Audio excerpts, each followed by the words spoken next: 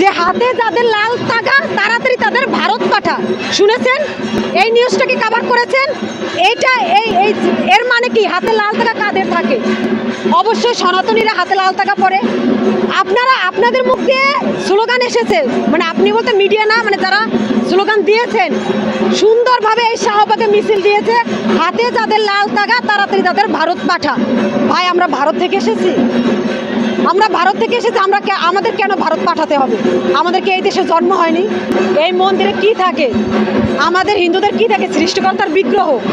আপনাদের মসজিদে আপনারা নামাজ পড়তে যান, এর বাইরে তো আর কিচ্ছু থাকে না। উপাসনালয়, ধর্মালয়ে এই জায়গা তো পাহারা দেওয়ার জায়গা না। মন্দিরে তো ওই যে মহারানী ভিক্টোরিয়া যে কোহিনূর নিয়ে গেছিলেন ভারত থেকে, এমন কোনো মহামূল্যবান সম্পত্তি তো মন্দিরে নেই যে মন্দির পাহারা দিতে হবে। আমার মন্দির পাহারা দেওয়ার কোনো প্রয়োজন নেই। আমার মন্দির যাতে পাহারা দেওয়া না লাগে, আমরা যেন শান্তিভাবে মন্দিরে আসতে পারি, আমাদের পূজা অর্চনা করতে পারি, সেই ব্যবস্থা করুন। আমরা মন্দির পাহারা চাই না, মন্দিরে যাতে পাহারা না লাগে সেই ব্যবস্থা চাই। মন্দির পাহারা দেওয়া কোনো সুনামধন্য কাজ না। মন্দির কবে পাহারা দেয়? যদি মন্দির অনিরাপত্তায় ভোগে, যদি মন্দিরে হামলা হওয়ার ভয় থাকে, তখন মানুষ মন্দির পাহারা দেয়। তাহলে তার মানে নিশ্চয়ই আমাদের দেশে মন্দির হামলা হওয়ার ভয় আছে, তাই মন্দির পাহারা দিচ্ছে। তাহলে আপনি আগে মন্দির যাতে হামলা না হয় সেটা নিশ্চিত করুন, পাহারার কোনো প্রয়োজন নেই।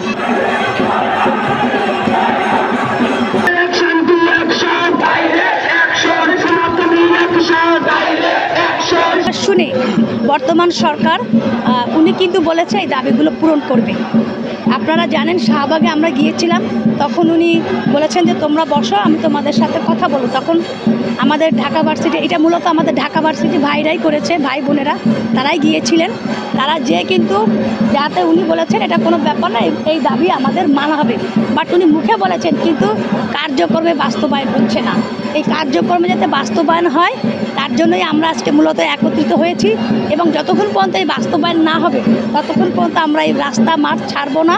এবং আজকে এই ছাড়বো না বিধায় কিন্তু আজকে আপনারা জানেন এই মশালটা জ্বালিয়েছি। শোনেন, আপনি জানেন, আমরাও জানি, সবাই জানে যে বাংলাদেশ যখন স্বাধীন হয়েছিল কিছু মৌলবাদী আছে, তারা আসলে সনাতনী সম্পদের উপর সবসময় অত্যাচার করে। এটা নতুন কিছু না। এবং তারা বলতেছে যে বাংলা ছাড়বো কেন? আমরা তো ভূমিপুত্র, এই দেশ আমাদের, আমরা কেন বাংলা ছাড়বো? তারা যেটা বলতেছে এটাতে আসলে আমরা কি বলবো, মানে এটা তো মৌলবাদীরাই, আপনারা তো জানেন কারা বলতেছে। এটা তো সকল মুসলমান তো খারাপ না, কারণ আমরা অনেক মুসলমানকে দেখেছি যারা তারা আমাদের সাথে কাঁধে কাঁধ মিলিয়ে আমাদের উৎসবগুলো পালন করেছে। আমরা বর্তমান সরকার যিনি, তার কাছে আমরা বলেছি যে আমাদের নিরাপত্তা দিতে হবে, এবং ওনারা তখনই তার প্রেক্ষিতে আমাদের মাদ্রাসার ভাইরা বলেছে তারা নিরাপত্তা দেবে। আমাদের ধর্ম উপদেষ্টা এটা বলেছে যে প্রয়োজনে নিরাপত্তা দেবে মাদ্রাসার ছেলেপেলে। কিন্তু তাদের এই যে মানে বলাতে আমি তাদের প্রতি কৃতজ্ঞতা প্রকাশ করছি আমার ভাইদের, কারণ এটা যে হিন্দু মুসলিম খ্রিস্টান বৌদ্ধর দেশ সেটা ওনারা প্রমাণ করছেন। কিন্তু আমরা যেহেতু বাংলাদেশের নাগরিক, তাই আমরা চাচ্ছি যে নিরাপত্তা দিবে আমাদের প্রশাসন। ভাইদের দেওয়ার দরকার নাই, ভাইরাদের মনটা বড় করেছে, তার জন্য তাদের কাছে কৃতজ্ঞ। কিন্তু আমাদের এই পূজাতে কোনো প্রশাসন ছাড়া আমরা অন্য কোনো ব্যক্তির নিরাপত্তা চাচ্ছি না।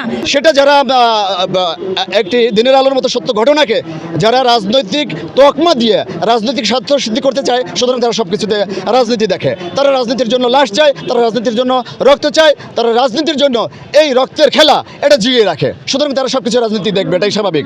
আমরা মুক্তি চাই, আমরা বৈষম্যহীন বাংলাদেশ চাই, এবং এই সংখ্যালঘুদের জন্য যে রাষ্ট্র বিমাতাসমূলক আচরণ করে এর আমরা প্রতিকার চাই, স্থায়ী প্রতিকার চাই।